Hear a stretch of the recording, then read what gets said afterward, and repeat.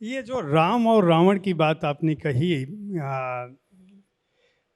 ये केवल भाव है? राम और रावण वास्तव में हुए थे? इसकी परिकल्पना वाल्मीकि ने की या उससे पहले भी थी? देखिए, आज के माहौल में ऐसे प्रश्न पूछना ठीक नहीं है। उत्तर एक ही होता है।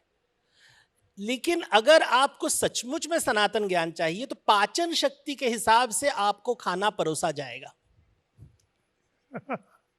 पाचन शक्ति का ज्ञान मुझे दिखाओ, तुम्हारा पाचन शक्ति कितना है, उसके हिसाब से मैं खाना परोसता रहूंगा। खाने में प्रॉब्लम नहीं है। मेरे रसोई घर में अलग अलग प्रकार के खाना है, जो चाहिए मैं खिला दूंगा।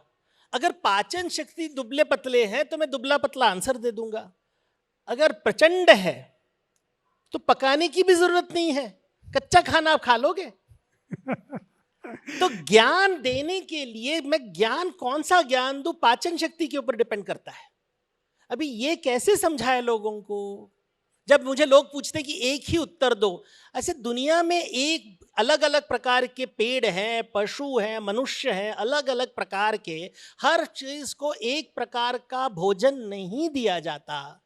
हर वस्तु को तो सामने वाले को देखकर, जब 10 लोग बैठे हुए हैं, मुझे कैसे पता चलेगा कि किसकी पाचन शक्ति स्ट्रांग है, कौन तलवार लेके खड़ा हो जाएगी कि आपके उत्तर हमें पसंद नहीं है, सर काट दो इसका। होता है ना, राजा के सामने हम राजा का तलवार देखते हैं। मुझे कई राजा बुलाते हैं लेक्चर देने के लिए, मैं उनका पाचन शक्ति देखता हूं, उसके बाद बोलता हूं कि नहीं यार, इन्हें यही उत्तर दो जिससे उन्हें सुख मिले। तो जब लक्ष्मी चाहिए तब आप वही सुनोगे जो आपको सुनना है। अगर आपको सरस्वती चाहिए तो आप वह सुनोगे जो आपको नहीं सुनना है, जिससे आपको तकलीफ होगी। तो आप मेरे पास जब आते हो, मैं आपको देखकर बताता हूं कि इन्हें सरस्वती चाहिए या लक्ष्मी। इन्हें आपके अहंकार में आहुति चाहिए तो मैं वही उत्तर दूंगा जो आपके अहंकार को आहुति। आप बहुत सुखी होके देवदत्त जी ले लीजिए इतना बख्शीश।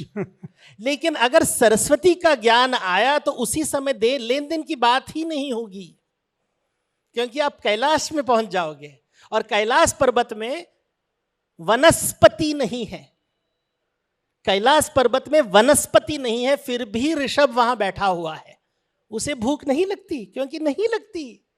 जहां सरस्वती होती है वहां भूख मिट जाती है, आपको मोक्ष मिल जाता है। फिर आपको लीला करने के लिए अवतरित होना है तो कर लीजिए, नहीं तो रुकिए, सुखी रहिए वहीं पे। तो ये अवतरित शब्द का मतलब नहीं समझ में आता है, डुबकी मारने का मत समझ नहीं आता कि भैया अवतरित होके तुम वापस लौटो। लेकिन शब्दार्थ, भावार्थ, पाचन शक्ति, अभी ये सब जो सनातन शब्द है, हम तो अंग्रेजी वाले हैं। I think in English, I don't think in Hindi. मेरी मातृभाषा नहीं है हिंदी। लेकिन पाचन, यहाँ तो राजाओं की दुनिया तो उत्तर भारत में है, तो हमें हिंदी भाषा सीखना पड़ता है। ये तो समझाना पड़ता है लोगों को कि मेरी मातृभाषा तो है नहीं, लेकिन क्या करें, आपके हाथ में तलवार है।